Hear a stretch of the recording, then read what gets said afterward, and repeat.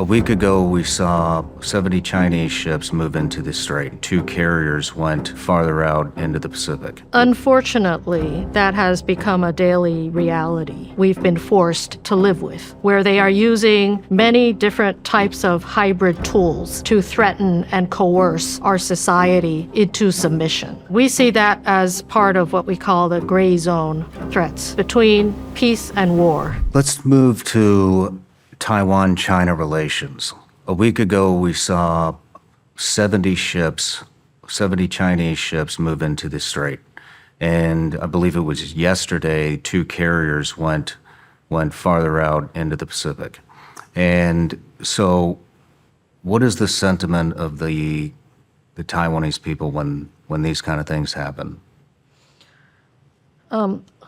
Unfortunately, that has become a daily reality, something that is, part of our lives. That's something that we've been forced to live with, although completely undesirable. But I think over the years, it's something that is now not new to the Taiwanese people. In fact, when we were having our first ever presidential election in 1996, after 37 years of martial law and one-party dictatorship, we finally, for the first time, could vote and elect our own leader. And the Chinese responded to that with firing missiles and military drills. And so they've been doing this repeatedly over the years and unfortunately intensified recently. So, that is another reason why, again, we cannot take the status quo for granted, that we have to invest more in our defense. We have to do more to make our society resilient. And part of that military presence, and not only the naval presence, but the air incursions into the surrounding air defense identification zone has also become a significant problem. And we see that as part of what we call the gray zone threats, that is between peace and war. There is a gray zone where they are using many different types of hybrid tools to threaten and coerce our society into submission. And, the military measures are part of that, but there are also many other steps they are taking, such as cognitive warfare through disinformation, political intervention in our society.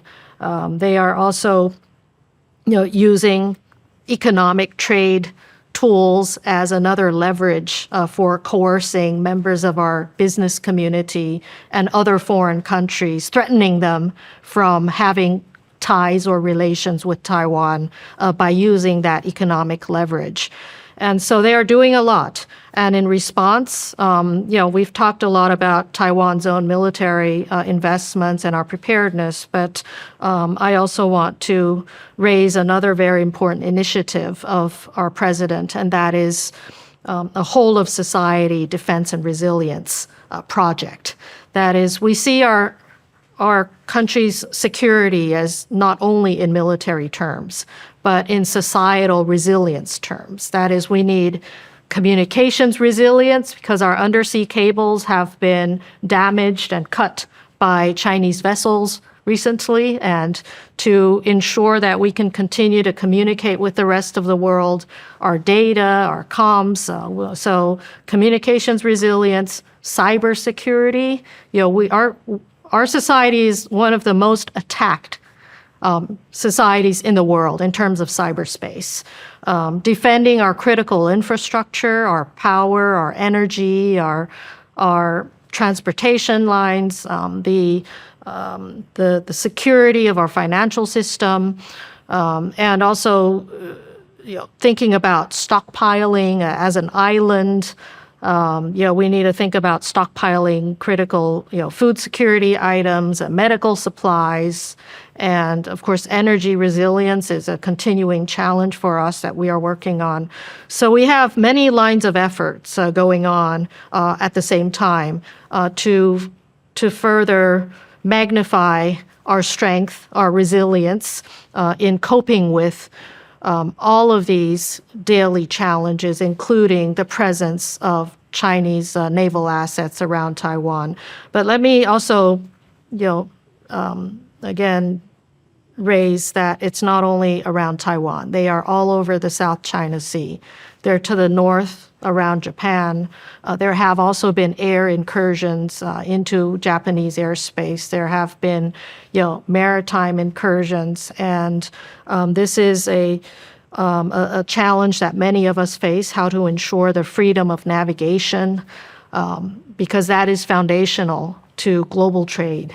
It's foundational to keeping global prosperity and supply chains flowing. No matter where you're watching Shawn Ryan Show from, if you get anything out of this, please like, comment, subscribe, and most importantly, share this everywhere you possibly can. And if you're feeling extra generous, please leave us a review on Apple and Spotify podcasts.